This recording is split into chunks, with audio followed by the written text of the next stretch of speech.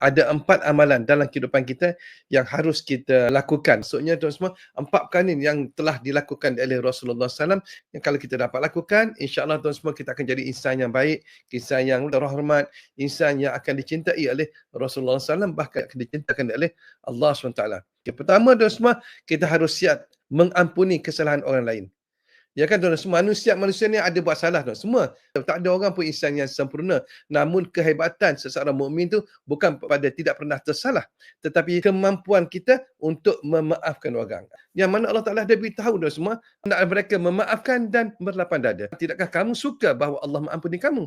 Jadi kita maafkan dia bukan kerana orang tu layak kita maafkan, tetapi kerana kita nak Allah Taala ampun dosa. Bila kita maafkan orang tu, maka Allah Taala ampun dosa kita. Tengok tu Allah Taala punya kerja dan semua. Rasulullah SAW bersabda, kasihanilah orang lain, nescaya kamu akan dikasihi.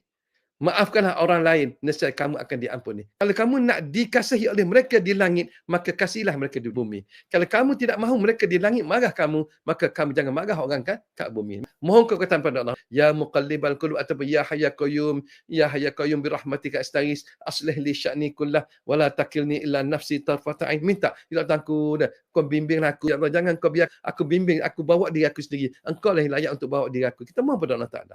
Bila Allah Taala bawa kita semua, Allah Taala bimbing kita, Allah Taala pandu kita, maka kita akan selamat. Jadi maka barang siapa yang mampu memaafkan walaupun dirinya disakiti, dia sebenarnya telah melepaskan belenggu dendam dan juga membuka pintu rahmat Allah dalam kehidupannya. Apa kata pun kita diam. Tuan-tuan, diam adalah dahsyat. Memang diam adalah satu perubatan yang memang dahsyat, dapat menjatuhkan musuh tanpa pukulan.